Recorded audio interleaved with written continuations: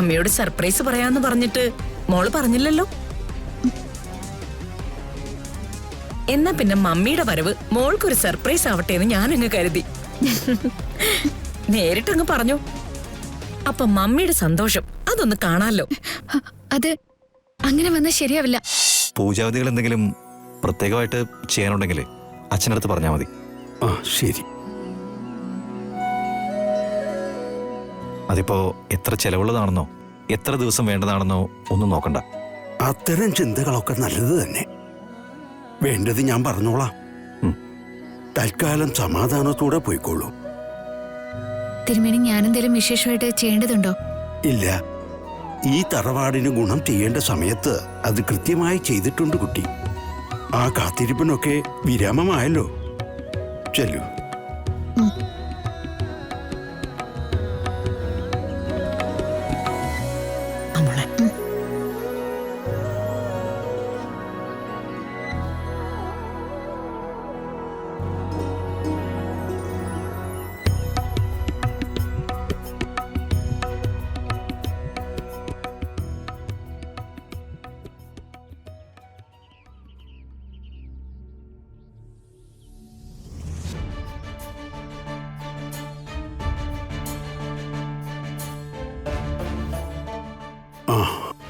ചെയ്ത കർമ്മങ്ങൾക്കൊക്കെ ഫലം കണ്ടു. നാഗബന്ധനത്തിന്റെ ശക്തി തുണയായി. പിന്നെ ആ കുട്ടിയുടെ നിഷ്കളങ്കമായ ഭക്തി, അതിന്റെ മഹത്വം തന്നെയാണ് ഈ സന്തോഷത്തിന്റെ കാരണം.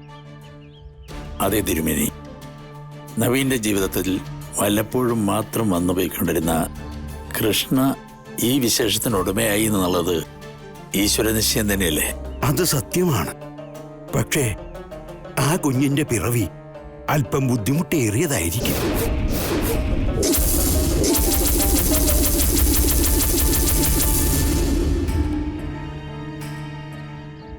ശത്രുക്കളുടെ നീണ്ട നിര തന്നെ ഉണ്ടാവും. കുഞ്ഞിന്റെ പിറവി സംഭവിക്കാതിരിക്കാൻ വേണ്ടി ഉറക്കമൊഴിക്കുന്നവരും ഉരുവിടുന്ന മന്ത്രങ്ങളും ആയിരക്കണക്കിനായിരിക്കും. ശാരീരികമായ ആക്രമണങ്ങൾ വരെ കുഞ്ഞിനും അമ്മയ്ക്കും നേരെ ഉണ്ടായേക്കാം. കുഞ്ഞിന്റെയും അമ്മയുടെയും ആയുസ്സിന് ഏതു നിമിഷവും ഭീഷണി ഉണ്ടാവാം. കുഞ്ഞ് ജനിക്കാതിരിക്കാൻ വേണ്ടി സകല പ്രയത്നവും ശത്രുക്കളുടെ ഭാഗത്തു നിന്നുണ്ടാവാം. പ്രതിവിധി എന്താന്ന് പറഞ്ഞ? പ്രതിവിധിയില്ല. ചില കാര്യങ്ങൾ അങ്ങനെയാ. നേരിട്ട് തോൽപ്പിക്കേണ്ടതിനെ നേരിട്ട് തോൽപ്പിച്ച്. അത്തരം അനുഭവങ്ങളിൽ നിന്ന് ദൈവങ്ങൾക്ക് പോലും രക്ഷയില്ല. അത് കാലം ആവശ്യപ്പെടുന്നതാ. അതുകൊണ്ട് സൂക്ഷിക്കുക. കളരിക്കൽ കുടുംബത്തിന് അനുഗ്രഹവുമായി എത്തിയ ആ കുഞ്ഞ് പിറന്നേ പറ്റൂ. ഏതു പ്രതിസന്ധി മറികടന്നാലും അതല്ല അമ്മയ്ക്കോ കുഞ്ഞിനോ ഏതെങ്കിലും രീതിയിലുള്ള വിനാശമുണ്ടായാൽ അതോടെ ഇന്ന് കാണുന്ന സകല സന്തോഷവും സമാധാനവും എന്നേക്കുമായി അവസാനിക്കും.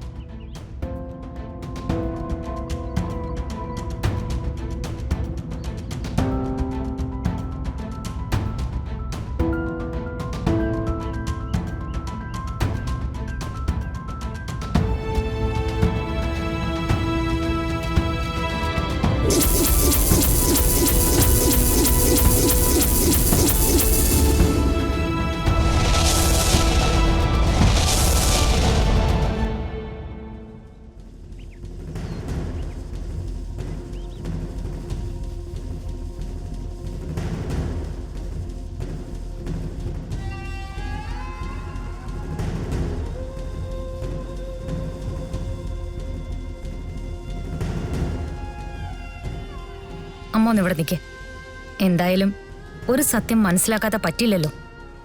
എന്നോട് അടുപ്പം കാണിച്ചിരുന്ന ഗാഥയാണോ അല്ലയോ എന്ന് ഞാനൊന്ന് നോക്കട്ടെ.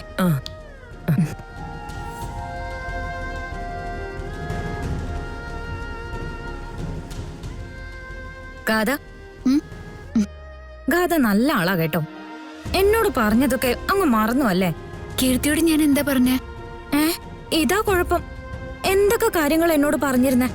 മുത്തശ്ശിയെ കുറിച്ച്, അമ്മാവനെ കുറിച്ച്, അതൊക്കെ വെറുതെ എന്നെ പറ്റിച്ചതാ. കീർത്തി, എനിക്ക് അതൊന്നും ഓർമ്മയില്ല. ആക്സിഡന്റ് സംഭവിച്ചതുകൊണ്ട്. ആക്സിഡന്റ് സംഭവിച്ചോണ്ട് ഗാഥയ്ക്ക് ഓർമ്മയൊന്നും പോയിട്ടില്ലല്ലോ.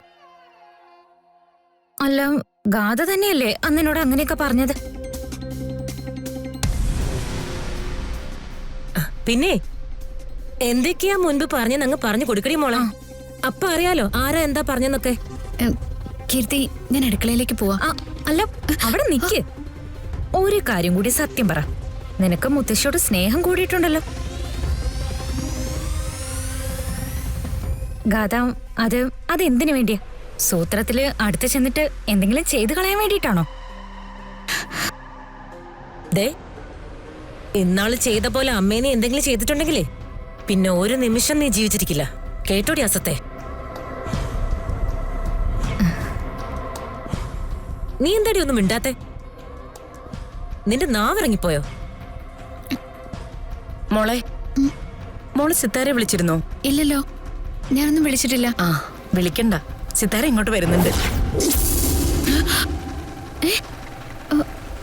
ഇങ്ങോട്ട് വരുന്നുണ്ടോ?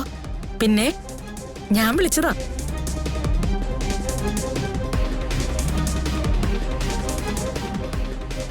മമ്മിയോട് സർപ്രൈസ് പറയാന്ന് പറഞ്ഞിട്ട് മോള് പറഞ്ഞില്ലല്ലോ. എന്നാ പിന്നെ മമ്മിയുടെ വരവ് മോൾക്കൊരു സർപ്രൈസ് ആവട്ടെ എന്ന് ഞാനങ്ങ് കരുതി. നേരിട്ടങ്ങ് പറഞ്ഞു. അപ്പൊ മമ്മിയുടെ സന്തോഷം അതൊന്ന് കാണാലോ. അത് അങ്ങനെ വന്നാൽ ശരിയാവില്ല. അങ്ങനെ വന്നാൽ ശരിയാവില്ലല്ലോ. ശരിയാവില്ല. വന്നാൽ ശരിയാവില്ല. ശരിയാവില്ല. വന്നാൽ ശരിയാവില്ല. എന്താ മോളെ? അത് എനിക്ക് ചെറുതായി ഒന്ന് തല ചുറ്റുന്ന പോലെ. എനിക്കൊന്ന് കിടക്കണം. അതെ, അത് ഈ നേരത്തെ പതിവാ. ഇനിയിപ്പോ 1-2 മാസം തലകറക്കവും ഛർദിലും ഒക്കെ ഉണ്ടാവും. വാ, നമുക്ക് മുറിയിലേക്ക് പോവാം. വാ വാ മോളെ.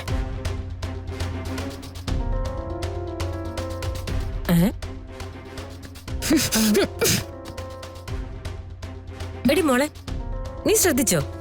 സിത്താര വരുന്നു കേട്ടപ്പോഴേ അവളൊന്ന് വിയർത്തു. ആ, സിത്താര വരുമ്പോ അറിയാം കാര്യങ്ങളുടെ കൃത്യമായൊരു കിടപ്പ്. അവരെ ഏറ്റവും വലിയ കുഴപ്പം. വരട്ടെ. വേറൊന്നും പറ്റിയില്ലെങ്കിലും ഈ 2 ഗാഥമാരുടെ കാര്യമെങ്കിലും വെളിച്ചത്ത് കൊണ്ടുവരണം. ആ